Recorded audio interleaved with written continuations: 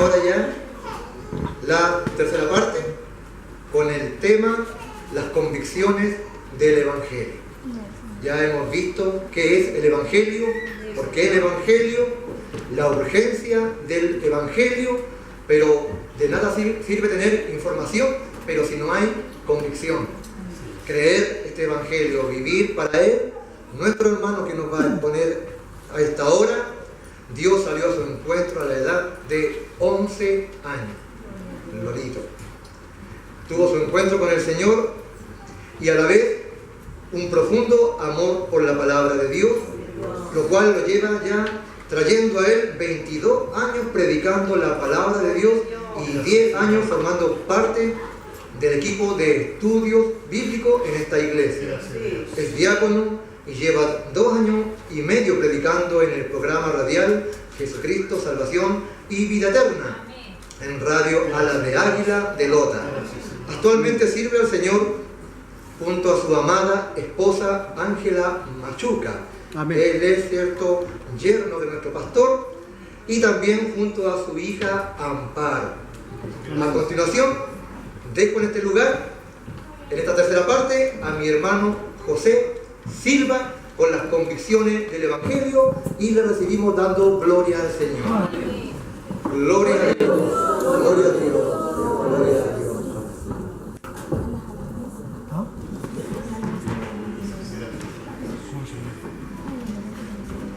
Pero dale a mí. Pasemos, mis hermanos, a 2 de Timoteo, capítulo 4. Y pueda mantener ahí su Biblia. ¿Está mi Biblia por ahí? En 2 de Timoteo, capítulo 4. Las convicciones del Evangelio. Este es el último capítulo que el apóstol Pablo escribió. Este es el capítulo final de todas sus cartas, de sus 13 cartas. Aquí sabemos que este es el último libro, es la última carta, es el último capítulo que él escribió a la iglesia, en este caso a Timoteo, antes de que él ya su vida terminara. Este es el último de sus libros bíblicos. Entonces, para que podamos ver un contexto, ¿cuál es el contexto de esta palabra de 2 de Timoteo, capítulo 4?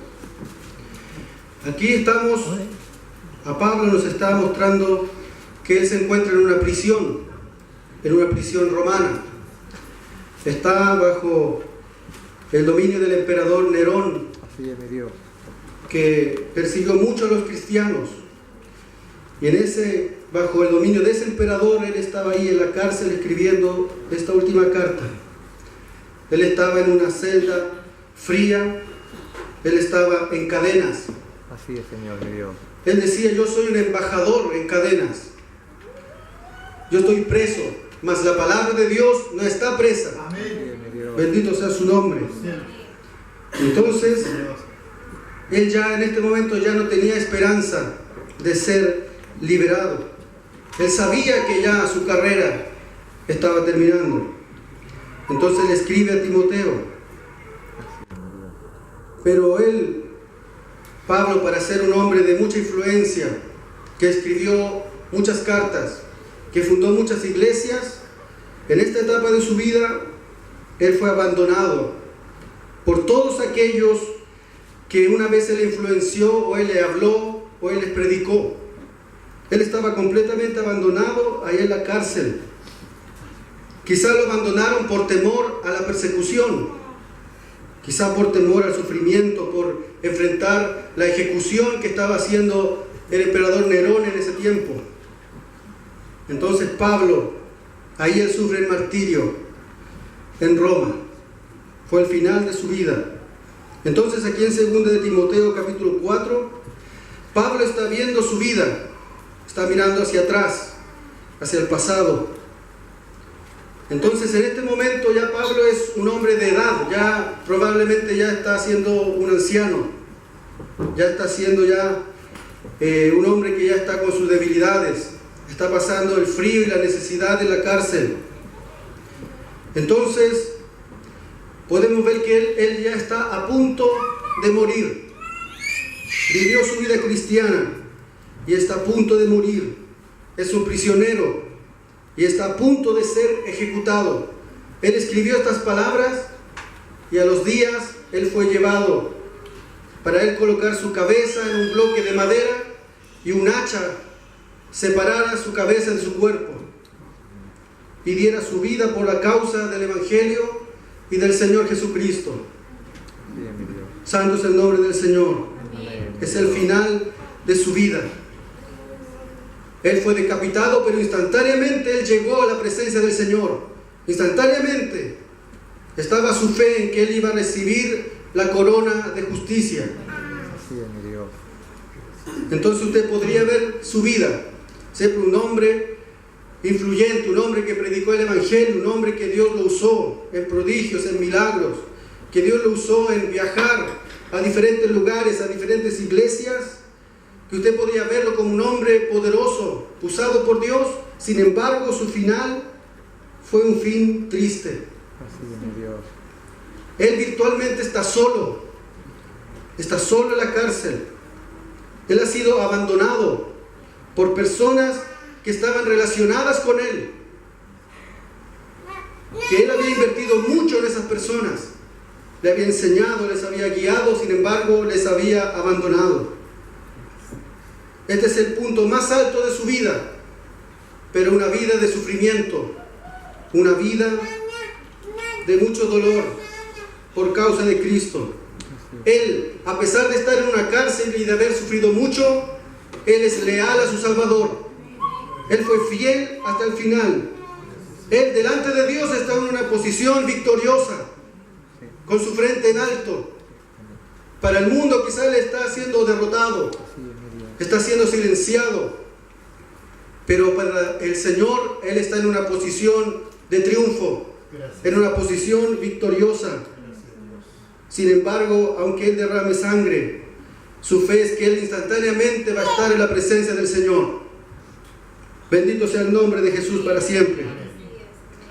Entonces su vida entera como un predicador, como un apóstol enviado por Cristo a predicar el Evangelio, estuvo llena de persecución, estuvo llena de sufrimiento, de daño físico. Y no solamente cosas físicas, él tuvo luchas espirituales. Él tuvo que luchar contra engañadores, él tuvo que luchar contra falsos maestros, tuvo que luchar contra judaizantes, contra hombres que estaban ellos sembrando herejías dentro de las iglesias en el cual él había fundado y había establecido y le había predicado. Hombres que querían destruir a la iglesia con falsas enseñanzas, que Pablo los llama los enemigos de la cruz. Y en esta etapa de su vida, en Timoteo, 2 Timoteo capítulo 4, no hay multitudes que lo rodeen, no hay multitudes que le hagan un gran funeral final, no hay recompensas ni reconocimientos terrenales, no hay aplausos, no hay nada de reconocimiento humano en esa etapa de su vida. De hecho, en la misma carta dice: todos me han desamparado. Sí. Inclusive Timoteo, quien debía él ser su hijo en la fe, él debía retomar y continuar en el ministerio. Cuando ella partiera, debía quedar alguien en el ministerio, porque él estaba en peligro de desviarse. Es lo mismo en este tiempo. Están las generaciones y hay peligros de que el Evangelio se desvíe, pero deben haber personas que continúen ese legado. Entonces Timoteo se está debilitando. Por eso Pablo le dice en 2 Timoteo capítulo 1 versículo 6: por lo cual te aconsejo que avives el fuego del don de Dios que está en ti. Le dice eso porque él se está debilitando. Él está entrando en el temor. Él está entrando en la cobardía. Porque en 2 Timoteo 1:7 dice: no seas un cobarde. Después 2 Timoteo 1:8 le dice: no te avergüences del Señor. O sea, no te avergüences de mí, le dice. No te avergüences del Evangelio. Inclusive le dice: no abandones la verdad.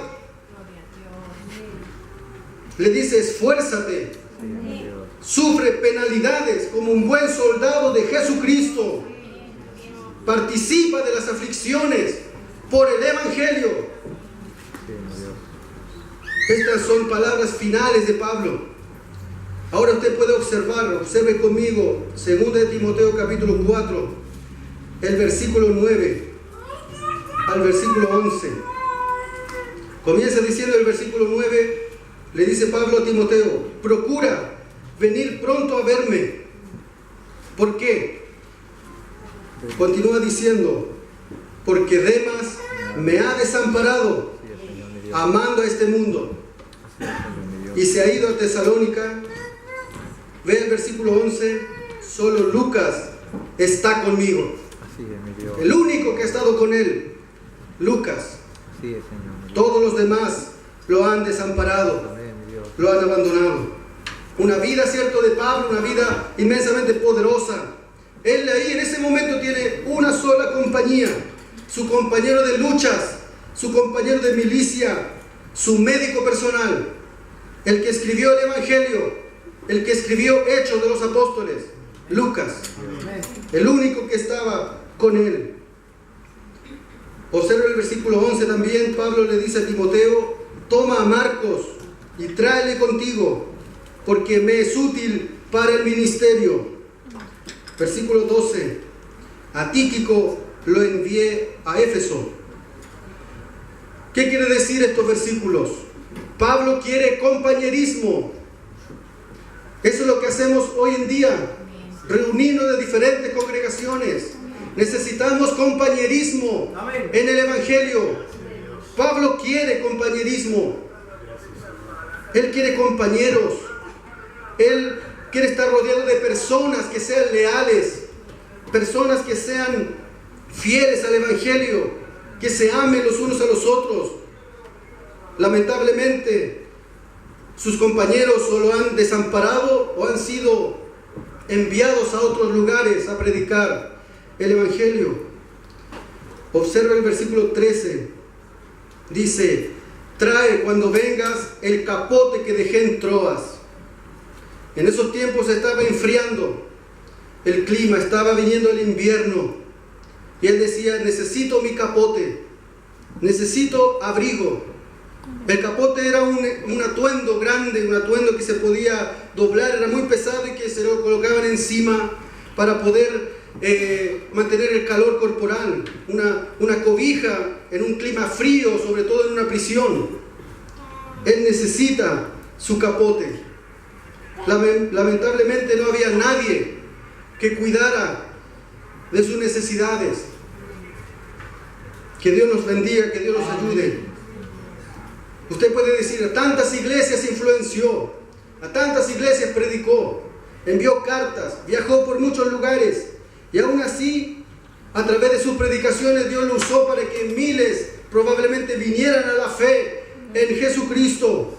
Y en ese momento él no tenía a nadie que lo mantenga abrigado. No tenía a nadie que le diera calor, que le diera compañía, que le alentara en su condición de encarcelamiento. Observa el versículo 13. Dice, trae, ¿cierto? Más adelante, trae los libros, mayormente los pergaminos. Él quería copias de la palabra de Dios. Él quería alimentarse de la palabra de Dios. Era el motivo que le daba fuerza para seguir adelante. Probablemente él quería las epístolas que él ya había escrito, o bien pergaminos en blanco para seguir escribiendo cartas a las iglesias. Observa el versículo 14. Dice, Alejandro el calderero. Este hombre probablemente fue un hombre que hacía ídolos, que era un fabricante de ídolos. Y este hombre le decía a Pablo, me ha causado muchos males, el Señor le pague conforme a sus hechos. Versículo 15 dice, guárdate tú también de él, pues en gran manera se ha opuesto a nuestras palabras. Él es Pablo se está refiriendo cuando tuvo este conflicto con Alejandro el Calderero. Él estuvo en una corte romana, delante de un tribunal.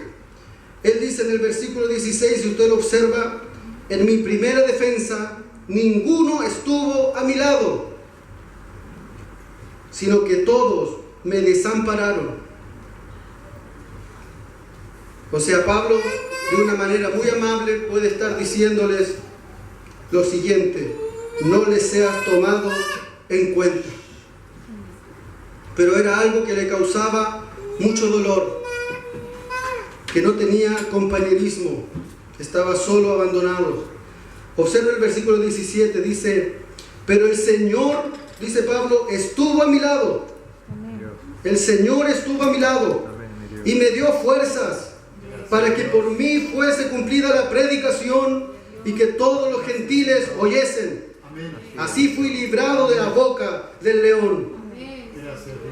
El verso 18 dice, y el Señor me librará de toda obra mala y me preservará para su reino celestial. Y después ya en el versículo 18 él termina con una despedida maravillosa, una bendición que es la razón de todos nosotros.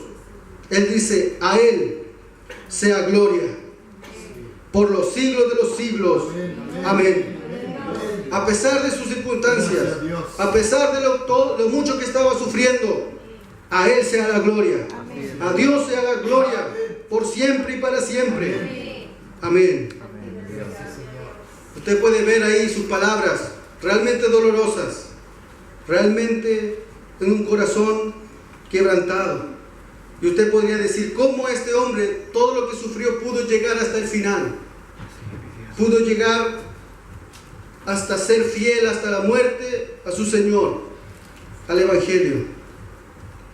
Pero miremos un poco más atrás, ¿cómo era este hombre? Este hombre, en una ocasión de su vida, él lo tuvo todo. Él era miembro de una clase alta de Tarso. Él fue criado como un hombre muy preparado en lo intelectual, en el conocimiento de Dios, de la ley, en el conocimiento de las Escrituras. Él fue preparado por el mejor de los maestros de Israel, miembro del Sanedrín. Se llama Gamaliel. Él fue un hombre muy capacitado por los principales judíos de su época, porque él estaba siendo preparado para él ser el preservador, para él ser el que mantuviera y protegiera todas las leyes del judaísmo, el protector del judaísmo, para que nadie pudiera venir y hacer tumbar a la doctrina de Israel. Entonces él estaba con un celo de perseguir, de encarcelar y de incluso matar, ejecutar a todo aquel que fuera en contra de las enseñanzas de Israel. Y él persiguió a los supuestamente herejes cristianos y los persiguió hasta el final.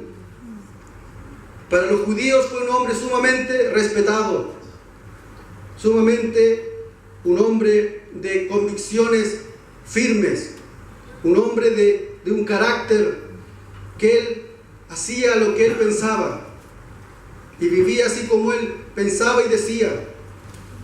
Pero llegó un momento en su vida que él iba camino a Damasco y Cristo salió a su encuentro. Solamente la obra de Cristo, al salir a su encuentro, a su vida, pudo transformar esa vida de una manera radical, de una manera transformadora, de una manera eficaz.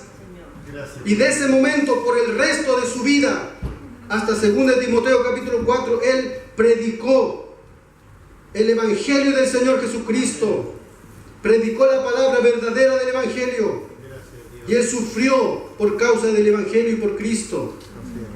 Fue un cambio radical. Bendito sea su nombre para siempre. Uno piensa que él estaría rodeado por miles de personas, por miles de hermanos que él conoció a lo largo de su vida, porque quizás sus hermanos estaban agradecidos porque por causa de ese mensaje ellos pudieron venir a Cristo, había influenciado en sus vidas, pero no fue así. Y él cierra este libro diciendo en el versículo 19, si usted me acompaña a poder darle lectura, verso 19 al 21, dice: saluda a Prisca y Aquila y a la casa de Onesíforo. Erasto se quedó en Corinto y a Trófimo dejé en Mileto enfermo. Procura venir antes del invierno. Eubulo te saluda, y Pudente, Lino, Claudia y todos los hermanos. El Señor Jesucristo esté con tu espíritu. La gracia sea con vosotros. Amén. Y termina su carta y probablemente termina su vida. Entonces podemos ver que a pesar de todo, él dijo en 2 de Timoteo, capítulo 4, versículo 7. Si usted me acompaña al 7 y el verso 8 dice: he peleado la buena batalla, he acabado la carrera, he guardado la fe.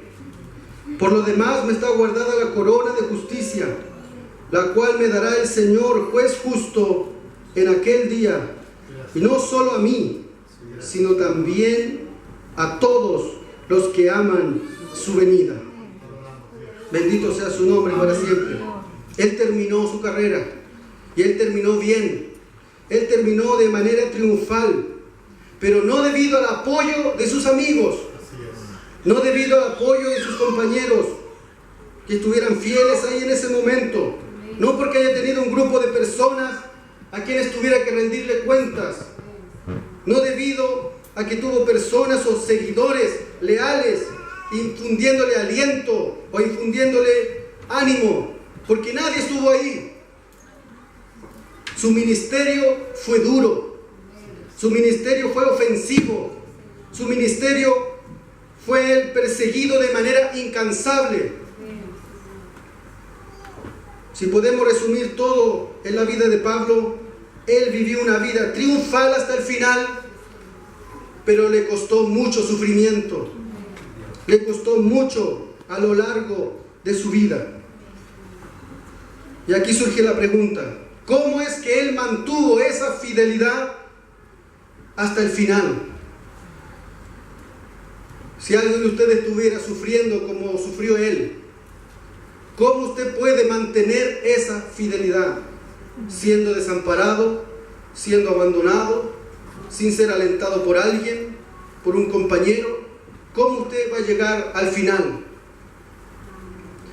La respuesta a esto y también a ver las causas de su sufrimiento están en 2 de Corintios. Acompáñenme a 2 de Corintios, capítulo 1. 2 de Corintios, capítulo 1, versículo 3 al 6. Dice: bendito sea el Dios y Padre de nuestro Señor Jesucristo, Padre de misericordias y Dios de toda consolación, el cual nos consuela en todas nuestras tribulaciones, para que podamos también nosotros consolar a los que están en cualquier tribulación, por medio de la consolación con que nosotros somos consolados por Dios. Porque de la manera que abundan en nosotros las aflicciones de Cristo, así abunda también por el mismo Cristo nuestra consolación. Pero si somos atribulados, es para vuestra consolación y salvación. Y si somos consolados, es para vuestra consolación y salvación, la cual se opera en el sufrir las mismas aflicciones que nosotros también padecemos. Esa es su vida, de aflicciones, de tribulaciones. Observe 2 de Corintios, capítulo 1, ahora el verso 8 al 10. Dice: porque hermanos, no queremos que ignoréis acerca de nuestra tribulación que nos sobrevino en Asia, pues fuimos abrumados sobremanera más allá de nuestras fuerzas, de tal modo que aún perdimos la esperanza de conservar la vida. Pero tuvimos en nosotros mismos sentencia de muerte, para que no confiásemos en nosotros mismos, sino en Dios, que resucita a los muertos, el cual nos libró y nos libra, y en quien esperamos que aún nos librará de tan grande muerte. Él estaba ahí, él ya estaba sin esperanza, él estaba seguro que ya iba a perder la vida, en todas las aflicciones que estaba sufriendo en Asia. Y usted puede observar, ese es el patrón de su vida. Y usted se pregunta, ¿cómo poder ser fiel en el Evangelio hasta el final?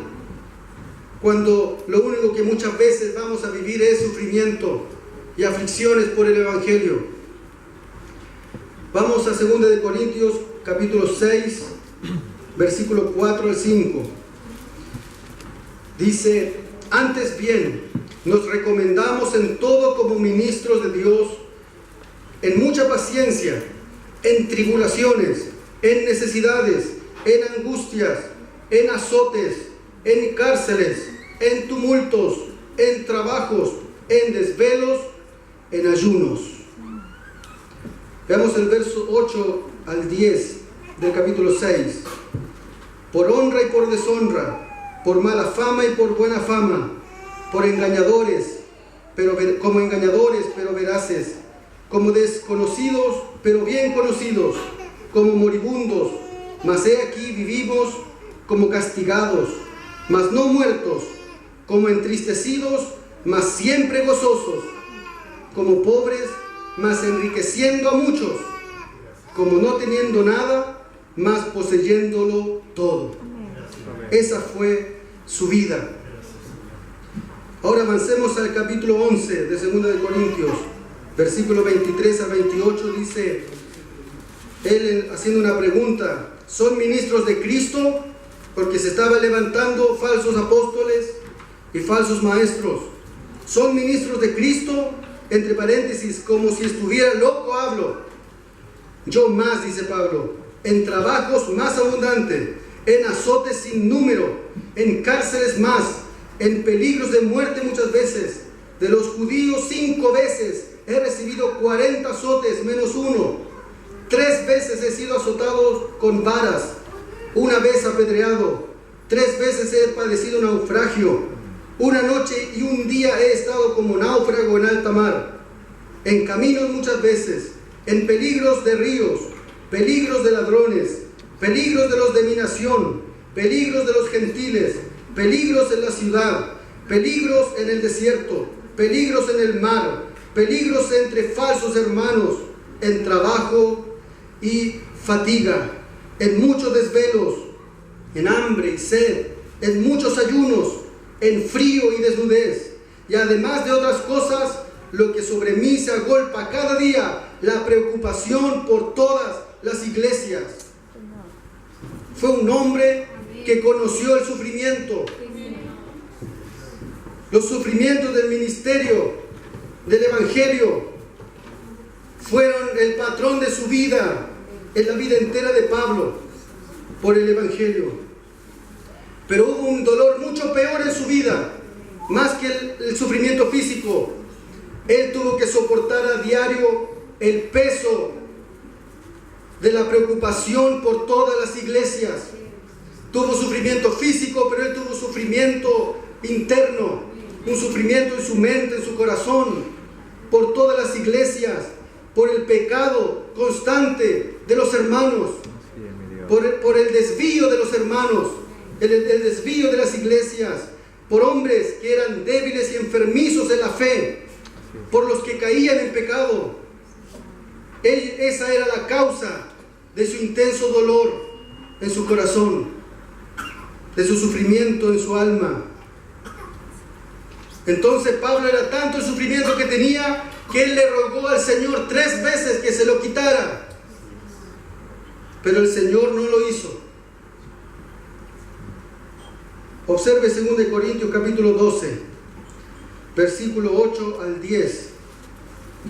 Dice: respecto a lo cual 3 veces he rogado al Señor que lo quite de mí, y me ha dicho: bástate mi gracia, porque mi poder se perfecciona en la debilidad. Por tanto, en buena gana me gloriaré más bien en mis debilidades, para que repose sobre mí el poder de Cristo. Por lo cual, por amor a Cristo, me gozo en las debilidades, en afrentas, en necesidades, en persecuciones, en angustias, porque cuando soy débil, entonces soy fuerte. Así es, mi Dios, amén, mi Dios. Realmente esto es lo único que él vivió. dependiendo del poder de Cristo en su vida. Así es, Y usted ahora puede pensar,